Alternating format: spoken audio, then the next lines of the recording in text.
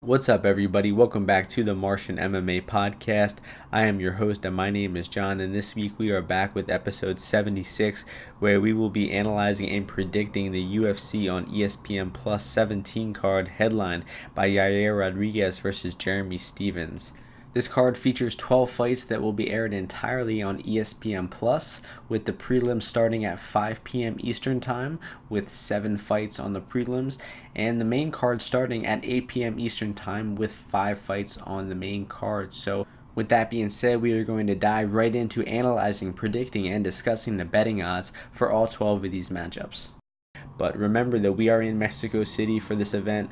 The elevation is around 7,400 feet, which is going to be a big factor in all these fights. So we're going to be theorizing whose cardio is going to drop off and which fighter it will be more prepared. And this is going to be a little more of a speculative podcast because we've seen fighters gas out at that Mexico City altitude before. So we're going to be looking at people's social medias and see when they got to Mexico City, see who really put the work in for this camp, because when you're fighting at that altitude, you really have to put a lot of extra effort into your fight camp to be prepared for that altitude and your cardio. So with that being said, we are going to start things off with the first fight of the evening in the lightweight division, where we have Claudio Puelles, who is 8-2, taking on Marcos Mariano, who is 6-5.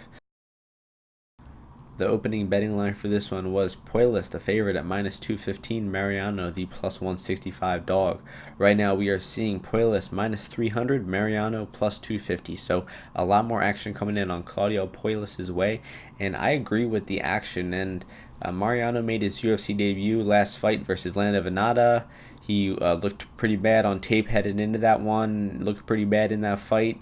He was taken down. He was held down. He looked like he had really no idea how to get back up to his feet, and then got stuck on bottom and eventually got Kimura'd for a finish. Kimura is not a very common submission in the UFC, and if you're getting caught with it, you're probably not the highest level grappler. And Mariano is actually in the UFC as a favor for Anderson Silva. This guy trains with Silva for a long time, and when Silva was fighting back on that Australia card, he said that he wanted to get his boy Mariano a contract as well. So Mariano does not deserve to be in the UFC at all. On the feet, he has some decent kicks. He came out throwing some pretty heavy kicks versus Venata in that first round, but besides the kicks, he really has nothing that threatens any fighter, let alone Puelles in this matchup. Puelles hasn't been so active over the past few years. His last fight was that come from behind knee bar victory versus Felipe Silva. He was taking a beating in that fight. He got dropped multiple times. The referee was on his way to stopping the fight.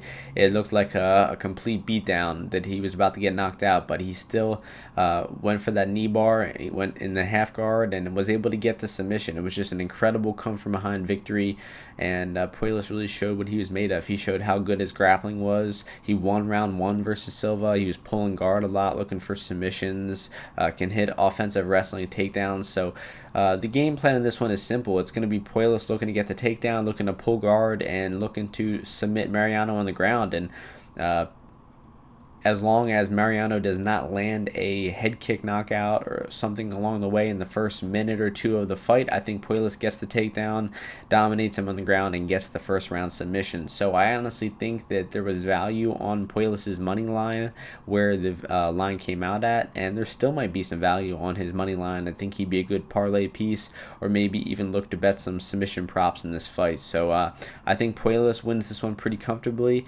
and he's going to be my pick. The next fight takes place in the women's bantamweight division. We have Sijara Eubanks, who is 4-3, taking on Bettis-Correia, who is 10-1. The opening betting line for this one was Eubanks, the favorite, at minus 230, Correia, the plus 170 dog. Eubanks is now minus 265 with Correia at plus 225, so more action coming in on Eubanks as the favorite. And I see why people came in on her. Eubanks is the younger fighter. I think she probably has more momentum now, and she should have some advantages in this fight. But where the line is at now, I'm going to go ahead and say it's a dog or pass.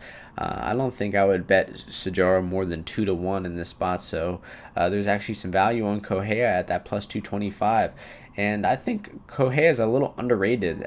She's kind of a meme-like fighter. She's amongst the fans. She's known for her weird personality, weird looks, weird dances after the fight. Of course, her epic failure versus Rousey a few years back, but she's actually underrated. In that last fight versus Aldana, she came to fight. She was getting outboxed in round one, and actually made it in mid-fight adjustment and started winning round 2 and 3 of that fight. She started coming forward, saying, I don't care about Aldana's straight punches. I'm just going to march forward and land a harder punch of my own. And that's what happened. She won round 2 and was looking good in round 3. She went for a bit of a desperate takedown, which Aldana easily reversed and armbarred her for the finish.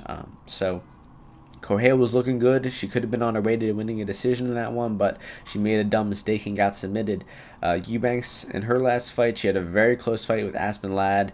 I thought she won round 1 of the fight. She had some good strikes at the end of round 1. Kind of dropped Ladd at the end of round 1 in that one. Got taken down in round 2, got pretty much dominated in mount, got her back taken, got ground and pounded in round 3, and then round 2, she got mounted and ground and pounded.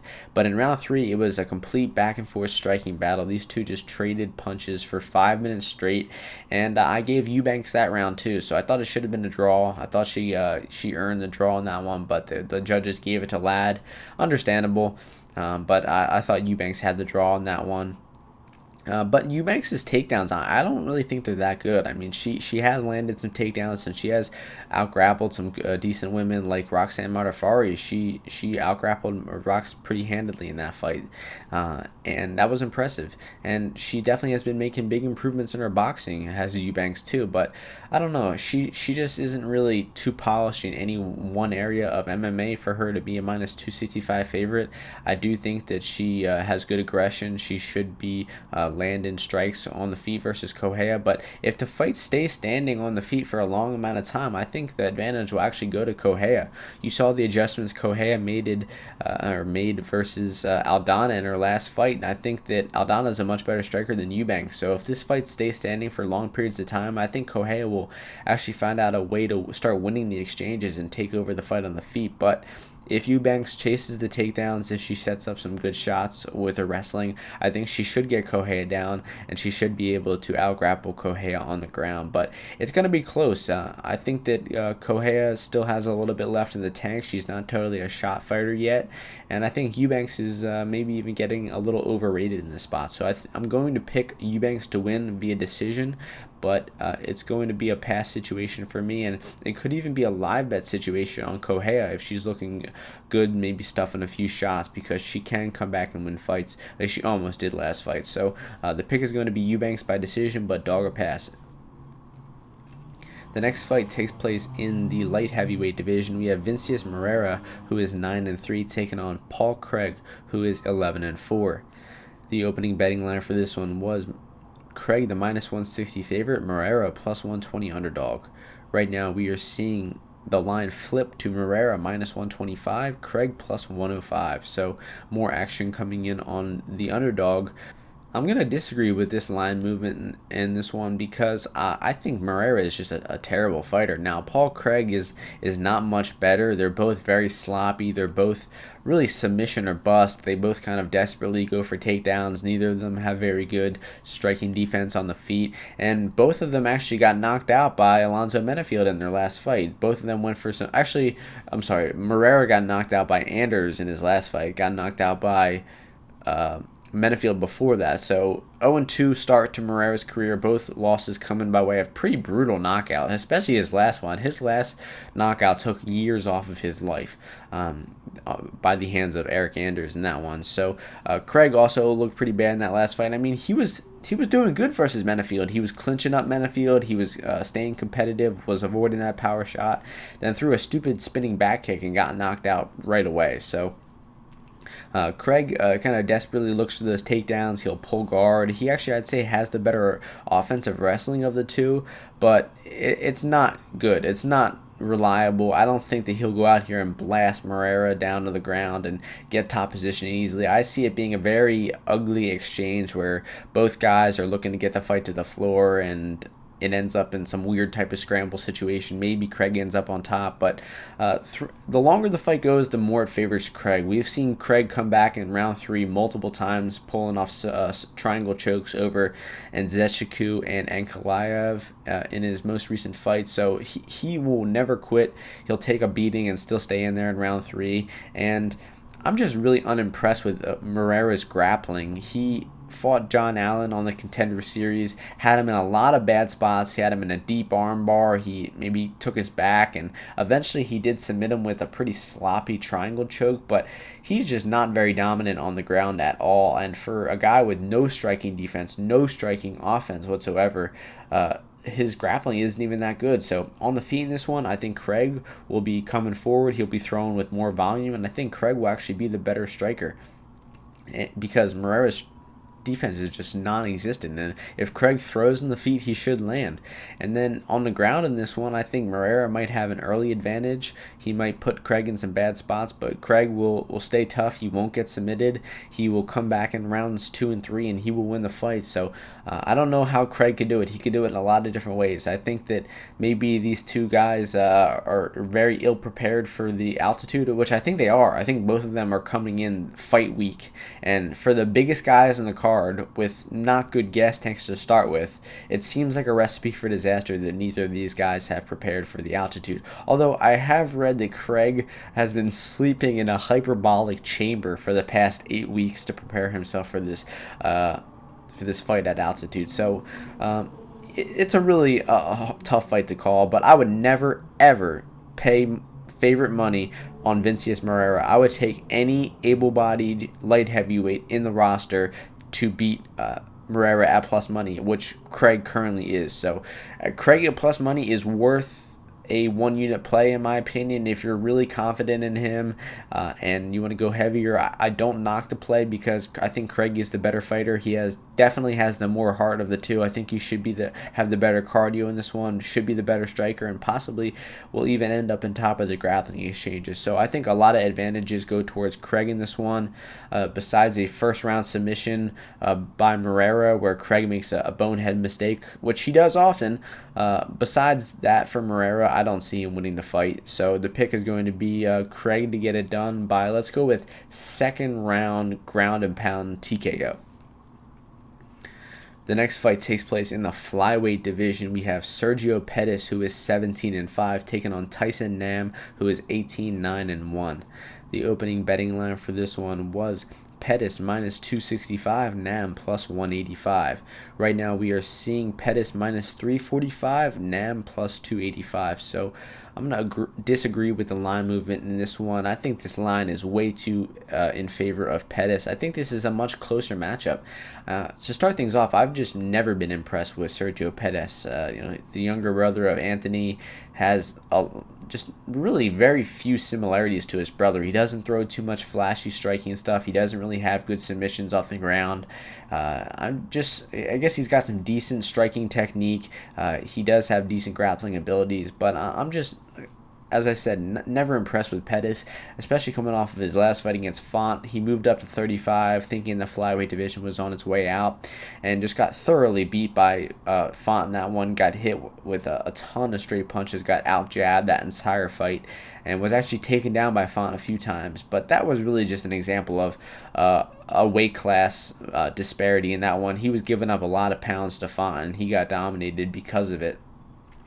And before that, he had a close fight with Formiga, which he lost because he got his back taken a lot and just couldn't deal with the grappling of Formiga. Before that, though, picked up a split decision victory over Benavidez. Hurt Benavidez in round 1 with some right hands and was able to stuff takedowns and win the scorecards in that one. One big advantage I would give to Sergio Pettis in this fight is that he has fought at altitude before. He fought Brandon Moreno 5 rounds back in 2017 in Mexico City, but which is interesting, but because Pettis is not coming early for this fight. Now, I don't know if he came early for the last fight and decided not to this fight or what the deal is, but he's fought here before and he's still not showing up early to adjust to the altitude. So interesting situation, but Nam is also not coming in early for the altitude. So we could see either one of these guys gas out pretty early in the fight. But the way the fight goes, I think it's going to be a striking battle. I think both of them are going to stand on the feet and they're going to exchange. And I don't think either one of them gets knocked out. I think it should be a decision fight. I think it's minus 300 to go to decision right now, and which is kind of weird considering the fact that I said both of these guys could gas out. But I should mention a few notes on Nam because he is making his UFC debut.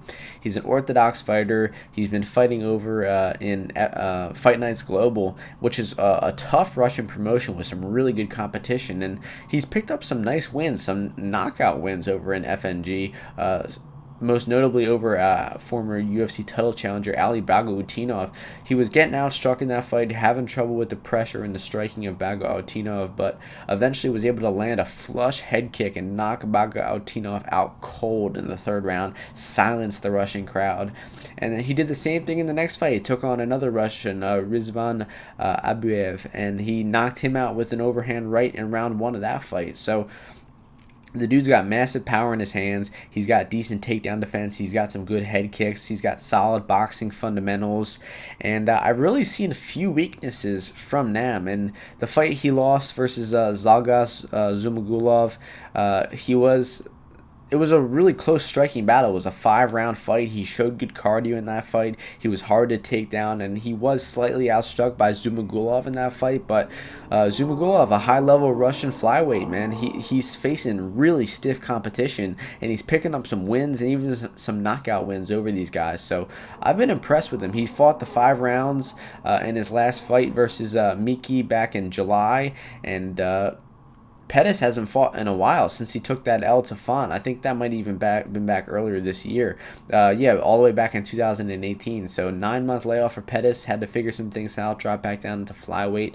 And I think this will be a close fight. I think that Pettis is the deserving favorite. He should be around minus 200 in this one, but I'm more than happy to put a value unit on Nam at plus 290. Maybe throw some prop stabs on his knockout line at plus 550, because for a fight that I expect to be a close striking battle, there's no way that Nam should be plus 290. I think that the Nam should maybe be plus 150, 170. So I'm more than happy to put the bet on Nam because I think there's great value on his line, and maybe I'm falling a little bit in love with the value, and I'm thinking that Nam has a better shot than he does. But I'm gonna go ahead and pick him to win.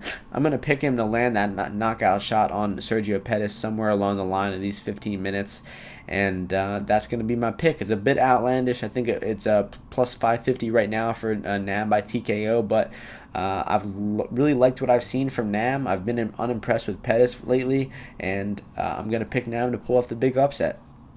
The next fight takes place in the women's strawweight division. We have Angela Hill, who is 9-7, taking on Hill-Carnelossi, who is 12-1. The opening betting line for this one was Carnelossi minus 150, Angela Hill plus 110. Right now we are seeing the line flip to Angela Hill minus 150 to Carnelossi at plus 130, and rightfully so. I mean, I don't know who the hell opened up that line as Carnelossi as the favorite. It's going to be a little bit of a tongue twister saying Carnelossi over and over again, but I'll do my best. So, if you listened to the podcast before, you know I'm a big fan of Angela Hill. I don't know why exactly. She has a very fan-friendly style. She always comes out there and puts on exciting fights, and she's a cool girl on social media, and that's, I guess that explains why I like her. But I guess I kind of always pick in her favor too. I mean, I must have picked her in like 5 straight fights in a row. I picked her against Marcos. I picked her against Shannon. I thought she actually won the fight versus Shannon in her last one.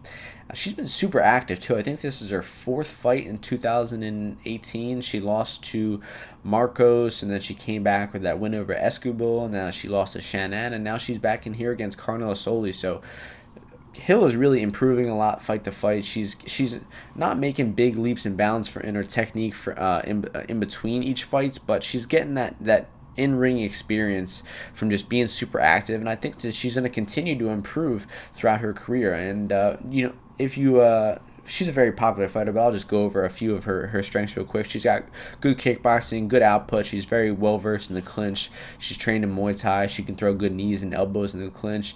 She can go the full 15 minutes as well.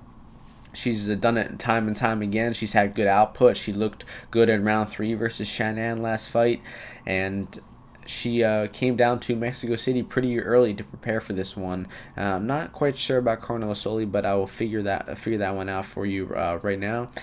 So Carnelossi is making her UFC debut in this one, and she looked okay on tape, but she looked kind of just like a woman who marches forward, throws punches against low-level competition, and beats them that way. In her last fight against Souza, she came out right away, rocked Souza with a right hand, but after that, she threw like a 30-40 punch combination, and like all of it missed. Like Souza was just covering up against the fence and letting the punches deflect off her arms. So Carnelossi got a little, a little antsy, thinking that she hurt her opponent and tried to finish her right away, but was unsuccessful. And the fight actually went on for a few more rounds before eventually Carnelossi landed a nice front kick, hurt her really bad in round 3, and got the finish. So it was a nice finish in round 3, and I just haven't been impressed with what I've seen from Carnelossi. Her defense doesn't look very good. She relies on high guarding a lot in the clinch or in the striking exchanges, and if she does that against Hill, Hill's gonna grab that clinch against her and fire off 3 knees and a couple elbows to the face. And another big weakness I've seen from Carnelossi is that she drops her hands when she's coming out of the clinch, and that's going to be bad news. Angela Hill's going to be throwing head kicks and elbows her way, and I really just see this fight as being a levels to this to the fight game. Hill has fought extremely high level competition. She's fought some of the best women in the UFC, and she's held her own. She went to the decision versus Andrade. She had a competitive fight with her, and she has had trouble with good grapplers like Marcos. Marcos took her down, kept her in side control, and eventually got the submission on her. And if you look at her record, it's not the most impressive, 9-7, but when you realize the high level competition that she's fought, she's picked up some good wins over Yoder and Miraz along the way. And I thought she should have won her last fight against Shannon, but it was a close decision nonetheless. I see this one being a striking battle, and I see Hill being the much more experienced fighter. I think that she has the better output. I think she picks her shots a little better. She'll be more accurate in this striking battle, and we're going to see the weaknesses of Carnelossi play out, because I don't think that she's fought anybody too good, certainly no one at the level of Angela Hill, and I would be pretty impressed to see Carnelossi come out here and pick up a good victory in her debut against Hill, a well-established veteran like Hill. I just don't see it happening, so I think that Hill wins this fight via 29-28 decision, and it should be a pretty exciting striking matchup. The next fight takes place in the featherweight division, where we have Marco Pollo Reyes, who is 8-6, taking on Kyle Nelson, who is 12-3. The opening betting line for this one was a pick'em at -120 for both fighters, and now we are seeing Nelson -125 to Reyes at +105. So there is two-way action coming in on this fight. The early action came in on Pollo Reyes, but once the limits were lifted, that action came back in on Nelson's way, pushing him back to the favorites. So it's a very close matchup in this one. We got Pollo Reyes dropping down to 145 pounds for, I believe, the first time in his career. Has struggled at lightweight in his past couple of fights. He lost 3 of his last 4 fights by knockout, and he's decided to drop down to 45 to try to switch things up, and I think it's a decent move. He's not the biggest 55er, and things just were not going right for him at lightweight. And it's kind of because of style. I mean, his style is to come out there and brawl in round 1, try to knock you out or get knocked out.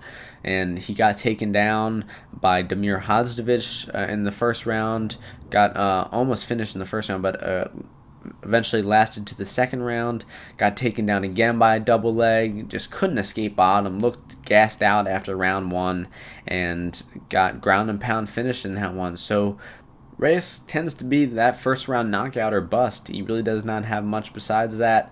Got knocked out by Drew Dober in his last fight. Dober, not really the most powerful striker, but he touched the chin of Reyes and put him out.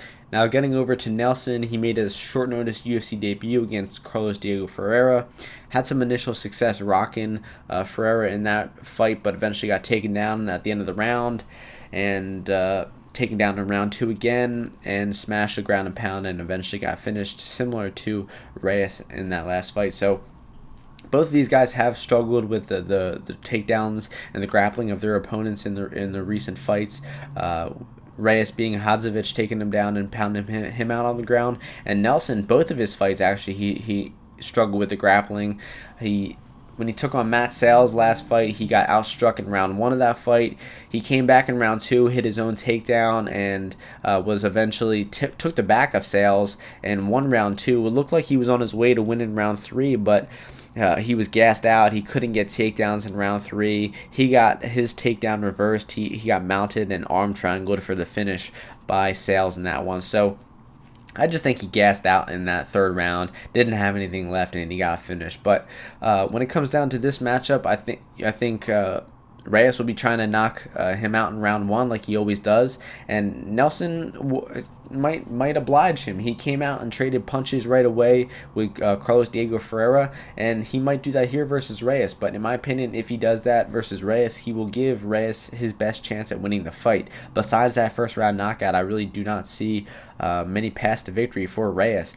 I think that Nelson will be coming out here looking to get the takedown right away. And with what I saw from Reyes' takedown defense versus Hadzovic is that he really doesn't have much at all. So if Nelson chases the takedown, I think he gets it. I think he outgrapples Reyes, and I think he eventually gets the submission in the 2nd or 3rd round in this one. But if Nelson tries to strike in this one, tries to make it competitive on the feet, I think he eventually loses that battle, eventually gets caught with a power shot, and then probably gets knocked out by Reyes. So, in my opinion, this one comes down to whether Reyes can stuff the takedowns or not. I do not think he will be able to. I think Nelson takes him down, holds him down, gets that body triangle, sucks all the air out of Reyes. Reyes gasses out in round 2, gets taken down, and gets submitted in round 2. I'm going to go with a rear naked choke victory in round 2 for Nelson in this one. Where the betting line is at now, though, I don't know. I don't know. It's hard to lay that chalk on Nelson because he is unpredictable. He's not very proven in the UFC. He doesn't even have a win in the UFC yet. I do like Kyle Nelson's submission line. I got in on that at plus 800. It opened up plus 880 earlier in the day, and it's already down to plus 700. So the action is coming in on that prop. I think it's a good prop, and I think it actually has a good chance at hitting, as you heard in my official predictions. So the pick is going to be Nelson to get it done by submission. The next fight takes place in the bantamweight division. We have Jose Alberto Quinones, who is 7-1, taking on Carlos-Huachin, who is 10-4-2. The opening betting line for this one was Quinones, the minus 245 favorite, to Huachin at plus 175. Right now, we are seeing Quinones minus 140 to Huachin at plus 120. So more action coming in on Huachin's way. And I could be totally butchering this guy's last name. I thought his last name in his last fight was Quiros, but that would get really confusing with Quinones and Quiros. So we'll keep calling him Huachin. So Huachin looked decent on the regional scene. He picked up a couple nice knockouts. It looked like he threw power on the feet, but in his UFC debut, I believe it was a short notice fight versus Raoni Barcelos. He was really just dominated in that fight. He looked game in round 1. It looked like he wasn't scared of Barcelos. It looked like he was fine, traded on the feet. He lost round 1, but it was competitive. He got kind of awkwardly dropped by a punch and a headbutt in round 2. He got smashed with ground and pound. He couldn't get off his back. He defended a few chokes, but eventually was mounted in ground and pound finish for like 3 or 4 minutes straight. Eventually got mercifully stopped by the referee in round 2. Quinones also lost his last fight in round 2 via submission to Nathaniel Wood. Quinones is a very tall, long fighter. He doesn't have a very good defense on the feet. He kind of has that tall man's defense where he pulls his chin straight back up in the air. But he has decent boxing. He throws a lot of feints on the feet. He can hit his own offensive takedowns, can hit top control, has decent jiu-jitsu. But his striking is just a little too mechanical for me. He's predictable. He keeps that chin up in the air. And I think on the feet versus Huachin, he will be in danger. I think that the striking exchanges should go in favor of Huachin as the fight goes on. because Huachin just throws power. He has good aggression. He throws with more power. Even though Quinones probably has a little bit better technique, I think Huachin will be the better striker in this southpaw versus southpaw matchup. But getting down to the grappling aspect of things, I think that Quinones would be wise to hit the takedown early to try to hold Huachin down and try to get the submission, because we did not see good defensive grappling from Huachin versus Barcelos. Now, it was against a very high-level opponent versus Barcelos, so I would not rely too heavily on Quinones dominating Huachin on the ground. So in the betting aspect of things, it's going to be a pass for me. I'm going to pick Quinones to win the fight because Quinones is the more tested in the UFC. He's picked up the victories in the UFC before, and he is training at altitude with Marco Pollo Reyes and Brandon Moreno for this camp. Those guys are training down in Mexico pretty hard for this one. They're all similar weight to one another, and I'm sure that they're all going to be razor sharp prepared because they've been training with one another for this one. So I think Quinones has a little more going for him in this one. Would not be totally shocked to see Huachin get the knockout in this one, but I think Quinones mixes up the takedowns in this one and is able to either get a submission or win a decision via dominating the grappling exchanges. So the pick is going to be Quinones to get it done by decision. Moving on to the main card portion of the podcast. Now, I did make a mistake earlier in the podcast. I said that there were 6 fights on the prelims and 6 on the main card. There are actually 7 prelims and 5 on the main card. So this is the first fight on the main card in the featherweight division. We have Martin Bravo, who is 11-2, taking on Steven Peterson, who is 17-9. The opening betting line for this one was a pick'em at -120 for both fighters. Right now, we are seeing a pick'em at -110 for both fighters. So, some early action came in on both of these guys. Not really much action on the fight at all. Looking at the lines for these two, I'd say this is the least action coming in on all the fights total, and rightfully so, because neither of these guys are very high level. They actually match up pretty evenly. They're both kind of grinders who like pushing you against the cage, maybe getting the occasional back take or takedown. But and then I'm going to go ahead and say that I favor Bravo in this matchup because he should be the better striker. Peterson's striking at range is just not very good. He doesn't have good offense. He has really bad defense. He kind of just willingly eats punches. He doesn't check leg kicks. He kind of relies on his good chin to get into that clinch range, to try to hit takedowns, maybe get a back take. But even when he gets the takedowns and gets that back take, he's not dominant. He got a back take on Caceres. He didn't really look close to finishing any type of choke. He got takedowns on Pena, but he wasn't able to do much. I've just been really unimpressed with Steven Peterson, and his 1-3 record in the UFC shows it. Now, Bravo has also not looked so hot in the UFC. I think he won the Ultimate Fighter versus Puelles a few years back, and then he got knocked out in 30 seconds versus Bandone, and then he lost that split decision to Caceres in his last fight as well. But that was a really close fight with Caceres.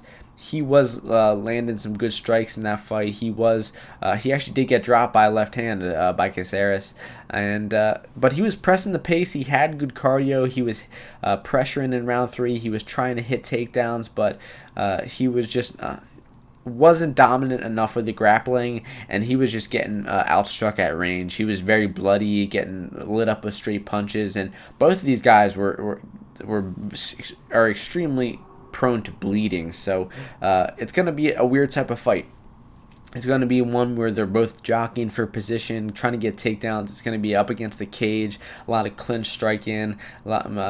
It really comes down to maybe who can get the first takedown, who can get their back taken, who gets the first cut, because the judges are gonna weigh those cuts heavily. When a round's close and one fighter has a face all bloody and the other fighter doesn't, who are you gonna give that round to? Especially with an inexperienced commission like we're probably gonna have over here in Mexico. So it's a really close fight. It's hard to pick. I got to lean with the Mexican and Bravo. He's got the hometown advantage, and he's definitely the better striker at range. And I just have not seen anything good from Peterson besides the occasional takedown, the occasional back take. But even when he gets them, he's not dominant with them. He doesn't threaten submissions. He doesn't do damage. And I just think that Bravo can do a little more damage in this one, make a more lasting impression in the judge's mind. And I think that Bravo gets this one done by decision. The next fight takes place in the women's bantamweight division. We have Irina Aldana, who is 10-5, taking on Vanessa Melo, who is also 10-5. The opening betting line for this one was Aldana, the favorite, at minus 475 to Melo at plus 325. Right now, we are seeing Aldana minus 535 to Melo at plus 420. So, massive favorite for Aldana in this one, and right off the bat, it's way too high. You can't be betting women's MMA at minus 500, especially on a girl like Aldana. And initially, a few fights ago, I was really impressed with Aldana. She came off that Pudilova victory. I was super high on her. Thought she had really good boxing.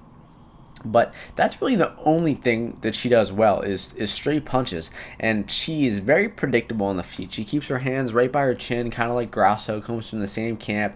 And she throws straight punches right down the middle. Maybe she'll throw a 1-2-3 combo, end it with a hook. But other than that she doesn't really have anything. She maybe throws the occasional leg kick. She doesn't look for takedowns. She doesn't look to clinch much. And she doesn't mix up the looks that she gives her opponents too much. And that's why a seasoned veteran like Correia was able to figure her out a little bit and was able to start winning these striking exchanges as the fight stayed on the feet for long periods of time. So Aldana is nowhere near worthy of being minus 500 in this fight, although I am picking her to win. I do think she should be a pretty comfortable favorite. I guess minus 400 will be a little more accurate, but I mean, I could be over exaggerating because minus 400 says you have an 85 or an 80% chance at winning. Minus 535 means you have a 84% chance of winning. So I mean, I could be overstating this a little bit because her chances are in the 80% range of winning this fight. Because Melo, I've just been really unimpressed with Melo so far. Not really sure why she's getting this shot in the UFC, but she's really slow and plodding on the feet. She throws slow offensive punches. She doesn't have much head movement or defense. And she's going to get absolutely lit up like a Christmas tree at the striking range in this fight. She doesn't really do good in the clinch. She got tied up in the clinch versus Moraes a lot when they fought. She got taken down by a very sloppy takedown. She didn't have good get-ups. She didn't have much ability to escape. She has hit the occasional offensive takedown. I'm not even going to act like I know that much about her because I saw her fight versus Moraes. I saw her fight versus Trinidad. I saw her lose to Solvi Samanis, and that was enough. I realized that she does not have what it takes to win this fight. Most of her recent fights have been or most of her career has been at 125 pounds. She moved up to 35 pounds in her last fight, picked up a decision over Finley, and is now taking on Aldana in another bantamweight fight in this one. But she's going to be undersized. She's going to be giving up a few inches of reach to Aldana. Aldana's going to be smashing her with straight punches down the middle. And besides some weird takedown and submission from Melo, or some major improvements that Melo has made in the past 2 months, or some major decline that Aldana has hit in the past few months, I see Aldana winning this one clearly. Now, Aldana did kind of give away her last fight. I think that she probably at this point in her career is the better fighter than Pennington, but she just wasn't nearly as effective as she could have been in that fight. She struggled to find a range in round one. She got hit with a decent amount of punches versus Pennington. She got clinched up a lot. She did good stuff in takedowns, but she was taken down off of a caught kick at one point in round three of that fight. So if this fight goes to the ground, starting things up, if Melo tries to take Aldana down, I think Aldana's takedown defense is good enough to avoid it. I think Aldana has some crafty submissions of her own on the ground that she could possibly submit Melo with. And on the feet, I think this one should be a huge advantage to Aldana. So maybe Aldana is deserving of being minus 500. Would I throw her in a parlay? Maybe. Would I bet her straight? Certainly not. But Aldana should win the fight pretty clearly. I don't see Melo having anything to compete with Aldana in this one, but it's going to be a pass from the betting window. No value on either side, I'd say. Maybe you can throw Aldana in a parlay. Maybe you can bet on Aldana by inside the distance, maybe by TKO or submission at some point, but there's not much value on this fight. I'm picking Aldana to win by second round knockout. The next fight takes place in the flyweight division. We have Askarov, who is 10-0, taking on Brandon Moreno, who is 15-5. The opening betting line for this one was Askarov, the -175 favorite, to Moreno at +135. Right now, we are seeing Askarov -165 to Moreno at +145. Really intriguing matchup in this one. So grateful that the flyweight division is back. Happy to see Askarov making his UFC debut in this one, and happy to see Brandon Moreno get back in the UFC after his brief absence when they were getting rid of the flyweight division. But I'll start things off with Moreno because he had a very initial success in his UFC career. He picked up some very nice submission wins over Smolka and Benoit. Then he kind of fell off a little bit. He got beaten by Pettis in their fight in Mexico City 2 years ago. I believe he came back with a very nice win over Dustin Ortiz, where he dropped him with a head kick and then finished him off with a rear naked choke in round 2 of that fight. Actually, that was before the Pettis fight. So his most 2 recent UFC fights, he lost to Pettis by decision and he lost to Pantoja by decision. In Pantoja, he got outstruck in that feet pretty bad. He got outgrappled. He got taken down, his back taken. He really just couldn't get anything going and was outstruck thoroughly by Pantoja that night. His only MMA fight since then has been against Mikael Perez back in LFA in June, and he did get the 4th round finish in that one. He did look decent, but I don't know. I saw some things in that fight that I did not like. He got taken down a few times by Perez. He looked a little bit better on the feet. Moreno in the UFC before had big explosions of offense where he would throw big looping overhands or big spinning back kicks or big explosions of combinations, and that stuff is reckless. He could have gotten countered and dropped a few times if he was fighting real good strikers, and that's really what happened versus Pantoja. He fought the more technical striker, and he paid for it. He got outboxed in that fight very handedly. But seeing Moreno getting taken down by Perez just wasn't what I want to see.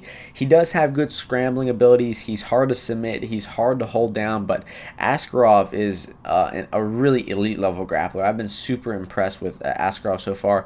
He also can be taken down sometimes, but it's because he accepts bottom. He is really good off his back. He'll even pull guard sometimes if he has to. But he will let you take him down because it's much less energy to get taken down and to sweep you than it is to try to get your own takedown and to keep top position. So sometimes he'll say, "Hey, go ahead, take me down." Then he'll sweep you, he'll end up at top, and then all of a sudden you're losing the grappling exchanges.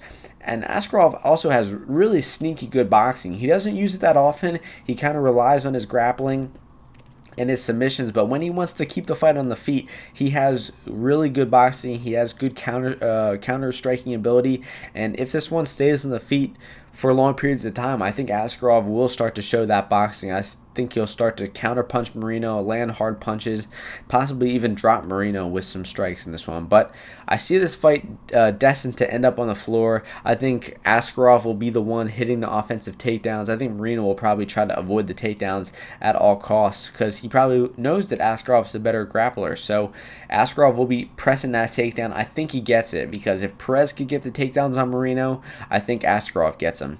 And Moreno, he gives up his back sometimes. He does have some decent scrambles on the ground, but Askarov is just going to be one step ahead, man. He's beaten some elite level competition over in ACB. He looked really good doing so. His grappling has really impressed me. And I've been hearing some good things amongst the sharp players in the MMA community who are really impressed with Askarov as well in this one. So I'm kind of shocked at where Askarov's price is sitting at this one, -165.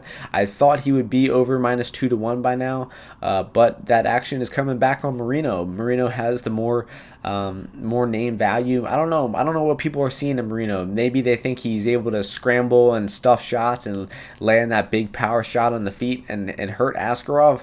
I don't see it though. I see Askarov getting the takedowns. I see him out-grappling Moreno. I think Moreno's sub-defense and his scrambling ability is good enough to get to the decision in this one. And I think we're actually going to get some good odds on Askarov by decision because all 10 of Askarov's fights have gone have ended inside the distance by Askarov getting that finish.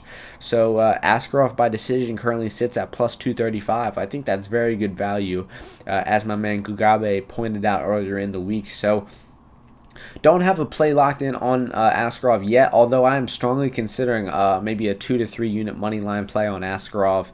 I'm very confident in him in this matchup. Really excited to see him make this debut. It should be an incredible scramble-filled flyweight matchup. Really looking forward to it, but I'm going to pick Askarov to get it done by decision.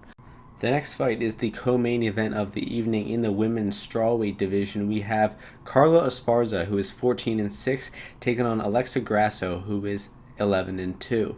The opening betting line for this one was Grasso, the minus 135 favorite, to Esparza at minus 105. Right now we are seeing Grasso minus 125 to Esparza at plus 105. So there is two-way action coming in on this fight. I'd say with a little more in Grasso's way, and it's a really close fight. I see why the two-way action is coming in on this one. You have an old veteran, Esparza, who's the better grappler, who's got really good wrestling, one of the best grapplers in the division.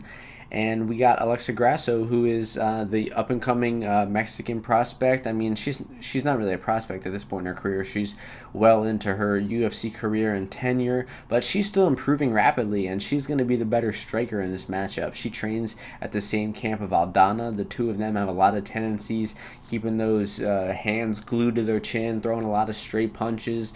But we'll start things off talking about Grasso and just how great that she looked in her last fight. And it was against Karolina Kowalkiewicz, who is definitely on the decline and probably her way out of the sport.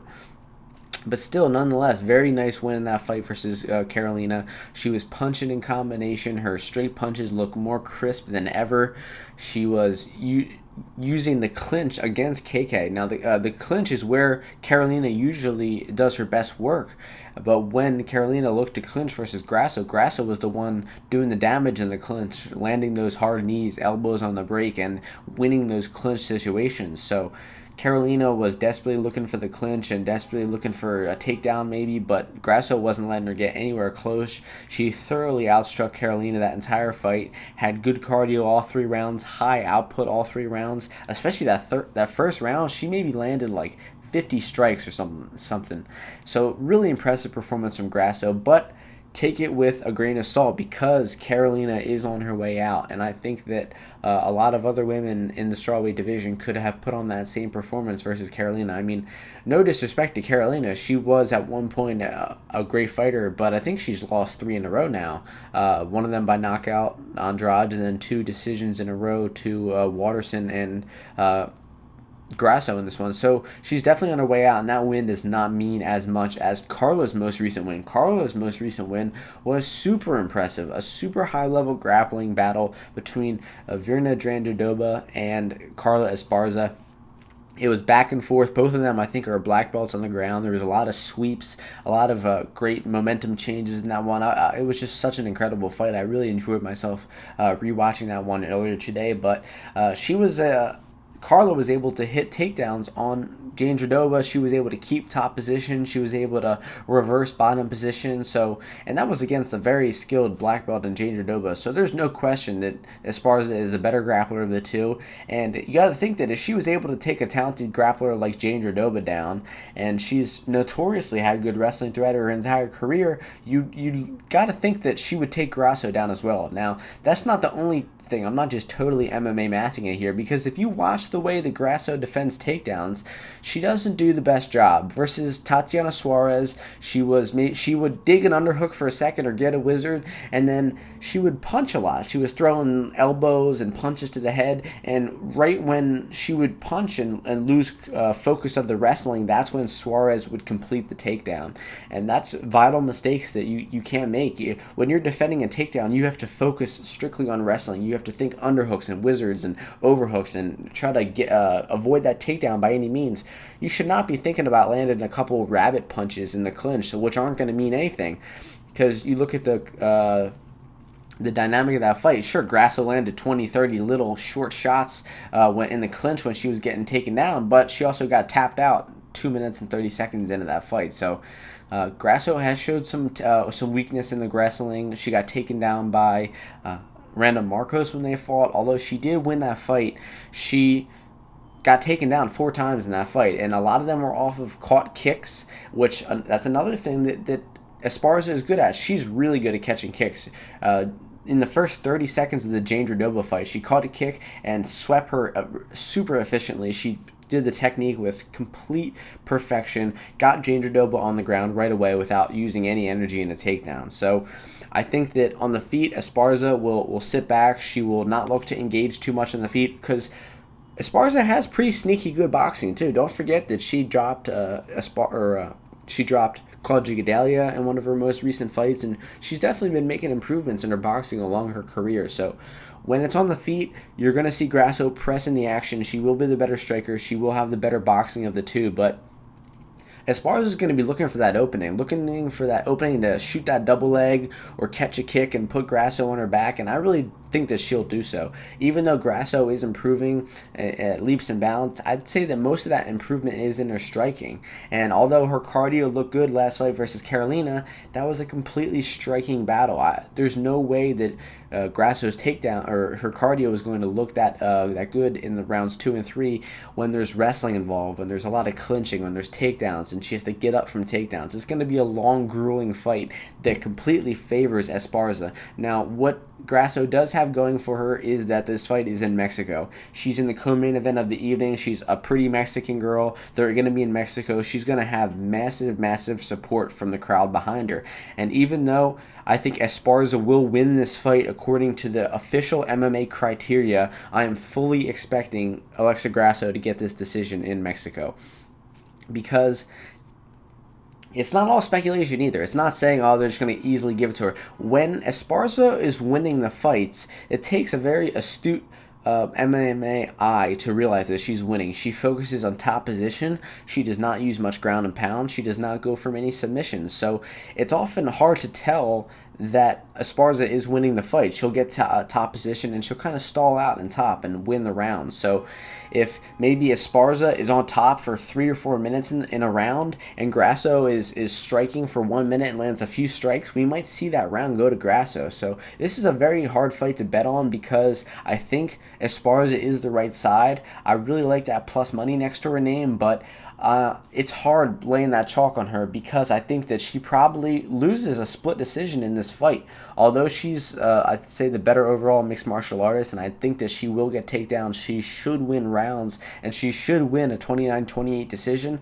I would not be completely surprised at all to see the decision go the other way. So maybe we can pre-fight bet Carla, and then if Carla wins round 1, you might get a good underdog price at Grasso after round 1, maybe hedge out a little bit. I'd say that would be the best bet, because if Carla doesn't get takedowns in round 1, I don't think that she can win. Actually, she could get the takedowns in the later rounds as well, too. So, I just think Esparza has many different ways to win this fight. I think that the takedowns and the clinch will be big for her, and we might see Grasso continue to make those improvements. She might have great takedown defense. She might outstrike Esparza, avoid the takedowns, and win this fight striking more dominantly than I think. But I'm going to lean with Esparza. I'm still going to officially pick her to win the decision because I'm putting some hope in the MMA judges down in Mexico City this weekend. But, there's always some fuckery in the air when you're having an international fight week. So the pick is going to be Esparza to get it done by decision, and I'm expecting this one to be a really good co-main event. The next fight is the main event of the evening. It's taking place in the featherweight division. We have Yair Rodriguez, who is 11-2, taking on Jeremy Stephens, who is 28-16.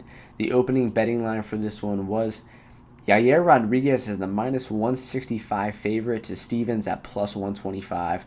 Right now, we are seeing Stephens -115, Yair Rodriguez -105. So a slight line flip in this one. There's definitely been more action coming in on Jeremy Stephens' way. The early action came in on Stephens, and since then there really hasn't been too much action. He was +125, then got all the way down to +100, then -110, and since he's been at -110 over the past week, there has been, or the past month actually, there's been very little action coming in on Jeremy Stephens. So we might see some more action come in closer to fight night. But this one is kind of a head scratcher because another fight where you got a Mexican in the main event and Rodriguez, and you got to think the scorecards are going to go his way if they go that to the full 5 rounds. But I don't think this fight goes the full 5 rounds. I think Jeremy Stephens gets the knockout in this one.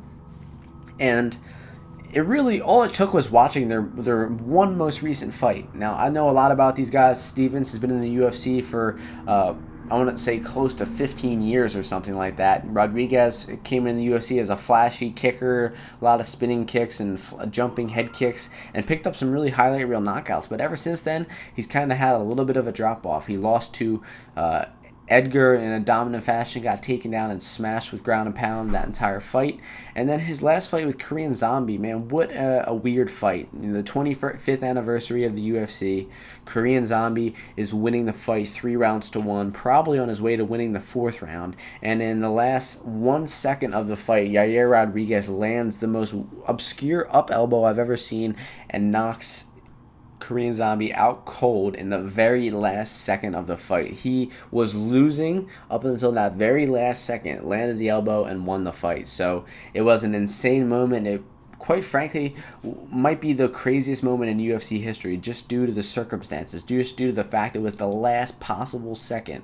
It was like if you're down, you're losing a baseball game in the bottom of the 9th inning on the 3-2 count. It's the last possible pitch, and you hit the walk-off home run. That's really what it was, and it was an incredible moment. But don't let that distract you from the fact that Yair Rodriguez lost like 20 minutes of that 25-minute fight. He did not really look too good in that fight, and Korean Zombie gave him the fight that he wanted. Korean Zombie had an absolutely atrocious game plan going into that fight, and his game plan in that fight was to stand still at range, at kicking range with Rodriguez, where Rodriguez is the longer fighter, has the better kicking game, and then he would explode with maybe 5 punch combos, and then he'd sit still, he'd reload, and then he'd unload, in kind of like a Yoel Romero style fashion. And I don't understand why you would stand completely still against a guy who's known for his kicks, who's known for his flashy head kicks. Luckily, Korean Zombie didn't get knocked out in that one, but he almost deserved to lose the fight for how terrible his game plan was. And his fight IQ, rushing in there like that with 5 seconds left and getting knocked out, he totally deserved to lose that fight. Rodriguez, the mental fortitude that he must have had to be getting his ass kicked like that, losing most of that fight, and still have the willpower to be landing that knockout blow in the last 10 seconds of the fight, that is something to give him credit for, because it was extremely impressive. But when they were standing right in front of each other, I'm telling you that for 5 minutes of this fight, the fight was lasted 25 minutes long, but if you added up all the time they stood completely still, it probably would have equaled over 5 minutes. It was so weird. And in those times, that's when Rodriguez was winning. When Korean Zombie was standing completely still, Rodriguez was the one outstriking him. When Korean Zombie was moving forward, throwing in combination and pressuring, he was the one landing punches and outstriking Rodriguez. So if Korean Zombie would have kept up the pressure the entire fight, he would have beat Yair Rodriguez 5 rounds to nothing. If he would have had the right game plan and the right fight IQ that night, he could have easily won that fight. Instead, the IQ wasn't on point. He got knocked out in the last second. So Jeremy Stephens' last fight was against Zabit Magomedsharipov, one of the best backwards moving fighters in our sport. And what I mean by that is most people, they can't strike effectively while moving backwards. They have to be pressuring you, moving forward to land effectively. Very few fighters can actually retreat backwards and have the footwork and striking skill to outstrike you while moving backwards. But Zabit is one of them. And Stephens was pressing forward him the entire time. He had good pressure, and Zabit was still outstriking him. In the first 2 rounds, Zabit was continuing to move back and just outstriking, picking apart Stephens. Eventually, Zabit got a takedown at the end of round 1. He kept Stephens on his back for the last 2 minutes of that round. He definitely won rounds 1 and 2, but in round 3, the pressure of Stephens started getting to Zabit a little bit. Zabit wasn't as fresh. His footwork wasn't as good. He wasn't slipping out of the way slipping out of the way of as many punches, and all of a sudden Stevens started touching Zombie. He started hitting him with some punches, and no doubt about it, Stevens won round 3 of that fight. And it really makes you think, if that fight was 5 rounds, Stevens might have gotten to him. His pressure might have worn down on Zombie, tired him out. So I see the fight going similar to that. Zombie is a tall, lanky guy, kind of like Yair. Stevens is going to be pressing forward the entire time, throwing his patent in big punches, and Rodriguez is just not going to have the striking ability to outstrike Stevens the same way Zombie was. So Stevens is going to be moving forward. He has way better pressure than Korean Zombie. He doesn't have as good volume, but he has consistent pressure. He's always trying to trap you in a corner, trying to cut off the cage, or trying to head you off. He has good footwork, Stevens does. Unlike Korean Zombie, who would stand still and explode, stand still and explode, stand still and explode. Stevens is going to be consistently moving, consistently trying to trap Yair in a corner, and then look to unleash those power punches. He doesn't throw as many punches as Korean Zombie does, but I think the punches that he does throw will land with a little more conviction than the ones that Korean Zombie were throwing and landing. So Rodriguez could come in here and land that one of those patented head kicks and rock Stevens, or he could look super improved and start moving backwards and striking better than he has before. He did take 10 months off in between his last fight, so he could come out here, look super improved, and outstrike Stevens, possibly even knock him out. I think whoever wins this fight will win by knockout, but Stevens can take a fucking punch, man. He's fought some of the best featherweights and lightweights of all time in the past 10 years in his career, and I really think you'll hear people call Stevens a journeyman or a gatekeeper, or say he's 15-50 in the UFC. He has the most losses in the UFC. Those statistics are all a bunch of bullshit. I mean, this dude has been at the top level of the sport for over a decade. Of course he's going to have 15-15 losses. Of course he's going to have the most losses in the UFC because he's active, but he's still here. He's still picking up good wins. I mean, 2018, he knocked out Josh Emmett, who was 4-1 at featherweight with knockout victories over Michael Johnson, over Mirsad Bektik, and over Ricardo Lamas. That's an extremely good win. He knocked out Dooho Choi. He fought Zombie, he fought Aldo. I mean, he fought Edgar. He fought all the best featherweights, and if Rodriguez fought those dudes, he would lose to them all. You know, I mean, maybe he could beat a few of the guys that Stevens has beat throughout his career, but if you hear people talking some shit about Jeremy Stevens, make sure you put him in check, because he's an incredible fighter. He fucking brings it every time, man. This guy's had, of those 30 UFC fights, I bet you maybe 3 of them have been boring. He brings it every single time. He's had some epic fights, epic wars. This fight with Dennis Bermudez is one of the craziest back and forth wars.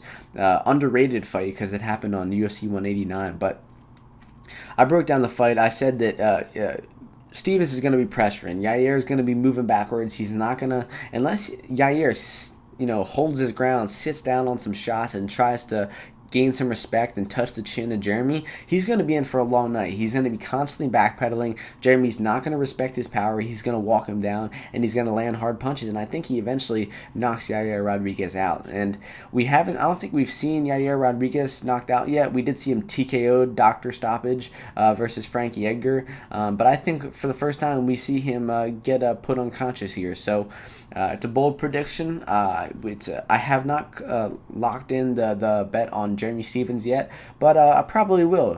Probably will on his money line at -115. Stevens has been preparing for this fight for a long time. He's been in Mexico for weeks now. I think he's really going to be prepared for this fight, taking things seriously. He still looked very sharp versus Zabit. If that fight was 5 rounds, he probably would have beat Zabit that night. But regardless, I'm going to pick Jeremy Stevens to get the knockout. I'm going to go within the second round for the finish in this one. So that is going to do it for the entire card.